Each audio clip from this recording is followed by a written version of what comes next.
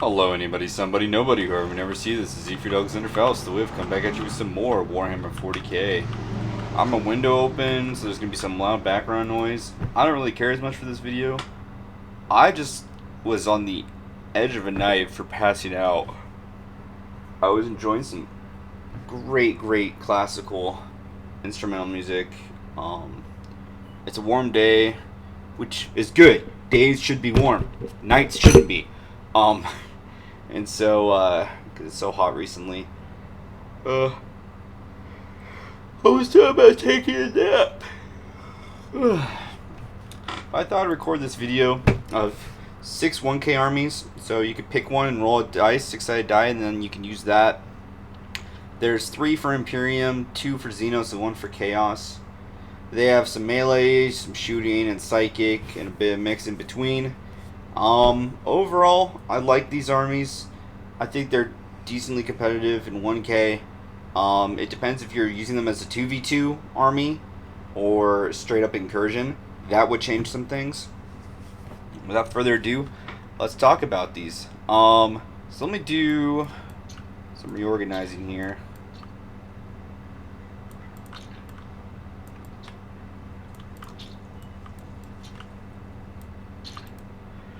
So all of them are 1K. Yeah. So, Grey Knights, Blades of Victory, Patrol Detachment, 1K, 1 CP. You have 2 Nemesis Dread Knights, 1 Grandmaster Nemesis Dread Knight, Lord Caldor Drago, Venerable Dreadnought, and a Brotherhood Strike Squad with swords. Drago doesn't have his Warlord trait, I believe. And then the Grandmaster Nemesis Dread Knight has Pure Amplification, Gave Infinity, and Escapable Pursuit, and then Caldor Drago also has Smite, Gave Infinity, Warp Shaping, Vortex of Doom. Doom. The regular Nemesis Dread Knights have great swords, but the Grandmaster has a Demon Hammer. Demon Great Hammer. And he's got, what is it? Oh, so he's got Vanguard Aggression, and Argurium Scrolls, and the Gem of Notku. To help him get some more damage output, get them into melee and shit. And Venerable Dreadnought, of course, I gave it that Melta. It's got Armored Resilience, so it's just going to sit somewhere and hopefully soak. That's that army. And you got, a lot of mortals you can deal. An Armor of Contempt is nice. Armor of Contempt on this as well. You got a Catachon Spearhead, 1K, 0 CP. You got 1 2-man Lehman Russ Demolisher Squad. 2 1-man Lehman Russ Demolisher Squads. And so I guess just 2 singles.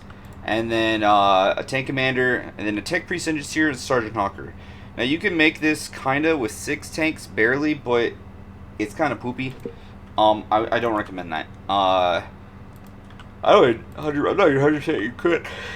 You can make these custom instead of Catachan, but you're gonna kinda get the same shit. Which the big thing you care about, not the strength, is the second half is you get to basically re-roll the number of shots. So anything that's a D, aka weapon type, so heavy D6, aka for all these demolishers, you get to reroll that. So you're gonna make sure you're gonna get good amounts of that.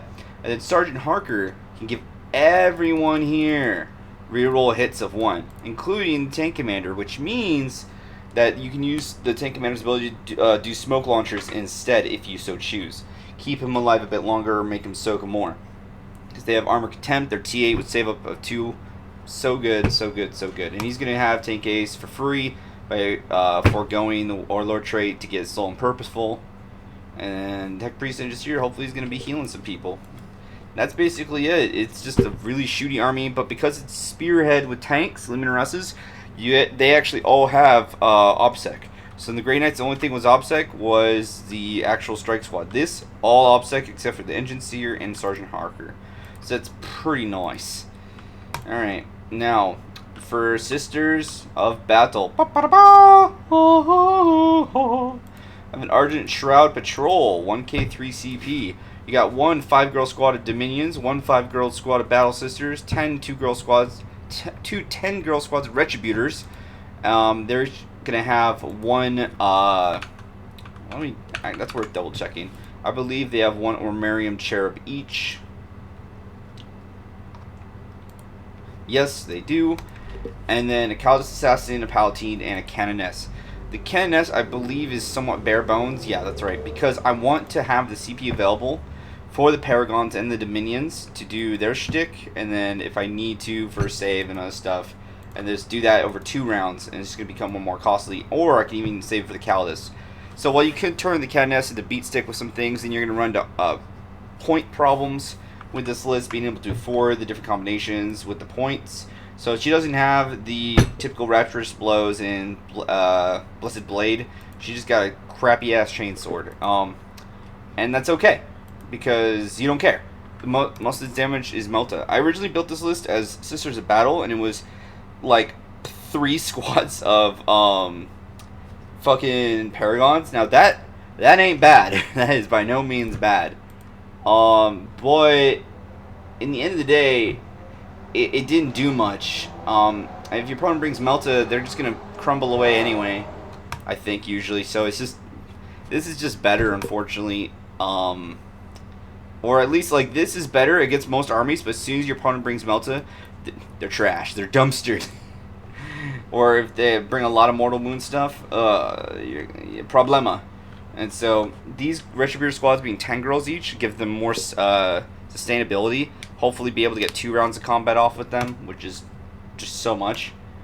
And then Ardent Shroud, you basically can advance and shoot like normal, even if you have heavies, without any penalty. And you can roll 1 hit roll or wound roll per unit that's firing during a shoot or fight.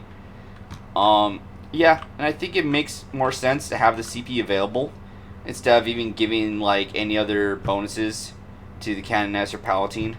I think this overall pays out better. You could, of course, change a lot of ways. Sisters has so much war gear options and just ability to change the army to fit your needs. But this is just what I would like to run. Okay, and then we'll do the 2 Xenos and then finish up with Chaos. We've got a Tau Custom Patrol, 1k 0 CP. You're going to have 1 10 Tau Strike Squad of Fire Warriors with Pulse Rifles, 1 Crisis Commander with 2 Marker Drones. He's going to have the 3 Fusion Blasters, a Plasma Rifle, Precision, the Hunter, and a Solid Imaging Unit.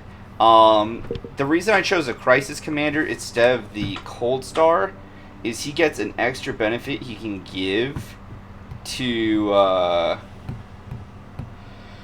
Crisis Suits. Yeah. And that, spoiler, this is what's the core of the army. 1 Ethereal with Humble Staff, and then the Ethereal is going to have both of, does it not tell me here? Excuse me? Okay. The Ethereal is going to be having, that was quite odd, Sense of Stone and Zephyr's Grace as well. And then 1 Crisis Suit squad of 6 with 10 shield drones. And then they're going to have Plasma Rifle, Fusion Blaster, and Cyclonic Blaster, and shield generators. I believe the Shah's Vray has the anti-melee one. Yeah, so if they're in, once per battle at the start of the 5 phase, you can use it. Then select 1 enemy in engagement range. To the end of the next turn, each time a model in that unit makes an attack, subtract 1 from the hit roll. And the Crisis Suit Commander has a 4-up invul with a, I think 1 per game 4-up Feel No Pain. And he's got Precision of the Hunter, so he'll roll hits and wound rolls for his Fusion Blasters and Plasma Rifle. Big nasty, big fun. And it's just all about buffing this Crisis Suit unit just to all hell. Unfortunately, it's so chunk, you cannot deep this thing, this monster. You will be running up the board, but it's fine because you have Plasma Rifles, you don't care. And, you know, Montka, so if you can get within the Montka range, then you're not even going to have the penalties. It's just so good. So, round 2, you're definitely going to be in Montka range anyway, so you don't have to really worry about it. Or you're going to be getting the game because of all the free fucking primaries. The only thing that'd be weird is if your opponent was smart. Like, this army, literally what you'd have to do is you'd have to have a deep strike army, or just constantly soak them up in melee with garbage units, and then more so for Montka, you just have stuff in deep strike that's just hanging out until like round 3. Or if this army has to go first, that's bad. because then you can bring your shit in round 2 after they bring theirs in, or do whatever. Yes, the custom is pinpoint targeting. So when they attack with something within 12 inches, the opponent does not get light cover against that attack. So I mean, most of the stuff is already AP -4 anyway. AP -4 to AP -2. But depending on what your opponent's using, you may want other things, or you might need more damage, etc. Or Armor of Contempt, because against Cyclonic Ion Blasters at least, Armor of Contempt and Light Cover, that brings it to AP 0. So it's a 3-up, above 60% chance against most armies that they're going to be fine. So this just turns that off, which is great. And then strike swiftly at the start of the first battle round before the first turn. Infantry units with this tenant that start the battle wholly within your deployment zone can make a normal move of 6 inches. They cannot end it within 9 inches. And so that will count. This counts as an infantry unit, meaning you get to... Actually, everything is technically an infantry unit here. Because it's all together a unit. So you can move everything 6 inches, which is great. And so, yeah, you get to do a pre-game move with your entire army. And it's going to be very necessary. And if this is just a straight-up incursion match, guarantee your Montka turn 1. Round 1, I should say. Then the other Xenos army. Tyrant is Vanguard's 1k 0 CP. This is trippy. I have the wrong models here. Just use your brain. I was lazy. I'm trying to just make this... I've recorded this twice over. So this is the 3rd time. Because I kept making changes. You're going to be having three Zoanthrope squads. 3 monsters. So it's going to have 3, and 3. 1 5 Tyranid squad of Tyrant Guard. Can't speak. A Neurothrope and a Hive Tyrant. Now, Hive Tyrant, because you have no CP, you can't give him the really juicy upgrades, but you can still give him the Adrenal Glands, so you get +1 move and then +1 strength. He has Lash Whip, so he rules the hits of 1. And he's kind of just a distraction that can actually put out work as well. But the big thing is the Zoanthropes and Neurothrope. This is just a disgusting amount of mortals. And the fact that Tyrant Guard can bodyguard for Hive Tyrant is still so nutty. So you just have them above the Hive Tyrant charging head first, and these guys in the back line are surrounding. So you'll be good to go. Because this is such a stupid amount. Like 12 to 15 mortal wounds every round. Probably far more. And then it's going to have Hyper Adaptive Augmented Ferocity, so add 1 to charge rolls made for units with this adaptation, which is going to be great, because you're going to want to charge these 2. Jormungandr is Hive Fleet's from. So if it made a charge move, etc., then until the fight is resolved, add 1 to attacks. So 1 attacks for them, and the Hive Tyrant. For the Tyrant Guard, you're going to have 2 Crushing and 3 Lashed Sword. I'll just let that be known now. And then each time Model's Conviction makes a melee attack, with a charge, etc., then improve the AP by 1. So you got good melee and you got good psychic. Yeah, it's very strong. It's kind of weird though, because their T5, they're only 4 wounds. It's a 150 point unit of just 3 Zoanthropes, but they have a 4-up invul. So as long as you don't let your opponent get super close and your rolls are decent, hopefully they'll survive and you'll get a lot of mortals in. The Neurothrope has Smite, Lurking Maws, the Horror, and Neuroparasite. Hive Tyrant has Lurking Maws, Catalyst, Onslaught, and Smite. And the Zoanthrope has Smite, Psychic Scream, Lurking Maws, and Smite, Psychic Scream, Lurking Maws, and the same for the last one. You can maybe just give Catalyst also to Neurothrope instead, just because you want to make sure you have it, but it's not a super big deal. Let's see. Last one, Black Legion. So, Chaos. You got a Patrol Detachment, 1,000 points, 2 CP.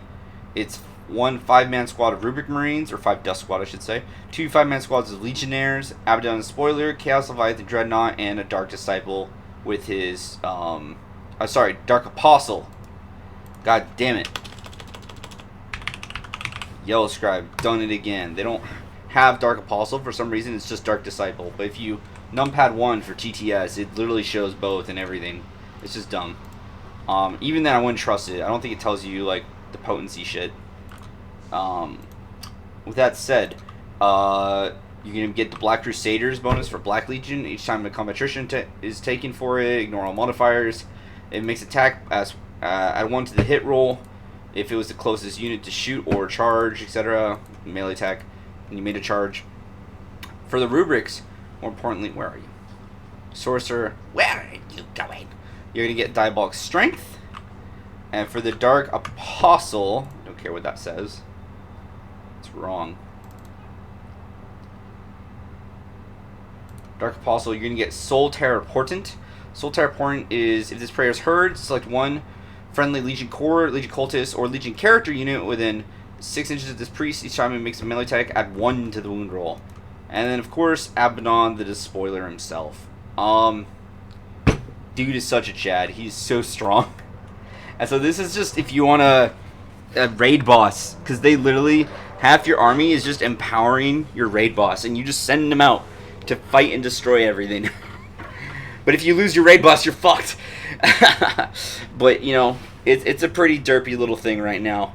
He is a force to be fucking reckoned with. Oh, good lord. The one thing that's funny is that if he went against Tau, I'm pretty sure he would get, like, butt slammed. Because he would just shred all of their drones. And then they'd pay him back dearly for all of that in the shooting phase. Oh, good lord. But, thankfully, he has the Catan thing. But I still think he would die. It's weird. Depending, you have to really think with this one. So, this is 6 armies you could play. So, it covers... not every faction, obviously. I just wanted to do a video and make 6 1,000 point armies for myself. Because I keep getting messages from some people, do you want to play this, do you want to play that? And I'm like, I actually don't even have any 1,000 points that are up to date and good to go. So, I made some. Here they are. You could try the list out for yourself. I'll throw them in Battle Scribe as a separate little folder today or tomorrow. Finally getting work stuff going. I just had to do death by PowerPoint, get a lot of PowerPoints knocked out of the way. And I'm just dealing with bureaucracy. I hate paperwork, slowing down processes. It's always very annoying. It's very Imperium-like. Yeah. With that said, if you like the content I put out, like, share, subscribe, comment down below. I always like good constructive feedback or, just warm tidings. If you like it as well, you see my Twitch handle below. You can come follow and check me out when I stream. I don't have the chat pulled up right now, but I usually do. And then, you'll see the Battle Scribe information in the Google Drive. I'll have linked below, so you can go grab that if you so choose. And you can try these out as well for 1,000 point games for Incursion during Nephilim, or if you're trying to do 2v2s with people. They should... there's, as I said, during most of these lists, other ways you could build them, of course, obviously. And they would still be successful in a good amount of different builds I could think of. The only one that's kind of weird is Imperial Guard.